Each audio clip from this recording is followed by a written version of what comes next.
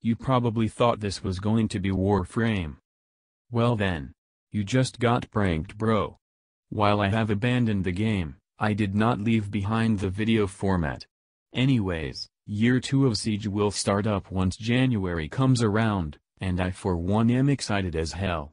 For those not familiar with Rainbow Six Siege, it's basically a 5v5 multiplayer shooter, with unique operators that are similar to what you'd find in a MOBA like Dota or LoL, that focuses on teamwork and environmental destruction. In other words, combine the environmental destruction of Battlefield with the relatively small to medium-sized maps of Call of Duty with the tension of Insurgency, and that's Siege in a nutshell. With the latest update of Operation Red Crow having just passed last month, the first year of free content for Siege has just concluded and the second year is set to begin soon. Naturally, Siege does have its fair share of problems that will hopefully be resolved with Year 2. For instance, the lighting in the game is a problem, if you'd believe it. Sometimes playing on defense becomes harder than on offense, given that viewing outside blinds you with the force of 1,000 suns. Although it's been tweaked several times over the past few months, it's still quite an annoyance to deal with. Team killing is also an issue. Although nowadays team killing is not as common as it used to be, and how new punishments have been put in place to deter it from happening, it still happens, due to how unreliable it can be.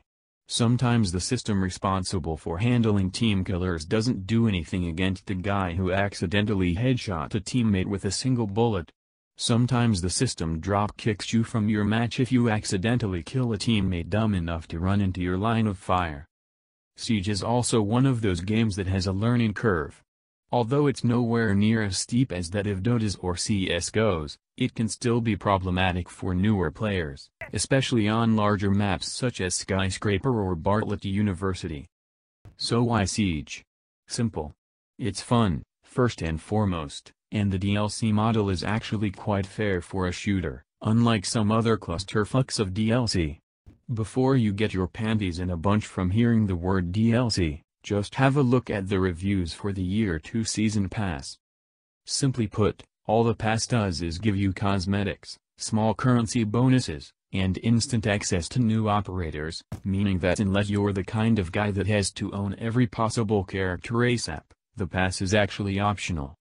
As for the term DLC, it's literally all just cosmetic stuff, not including the Season Pass or the free Ultra HD texture pack if you're PCMR.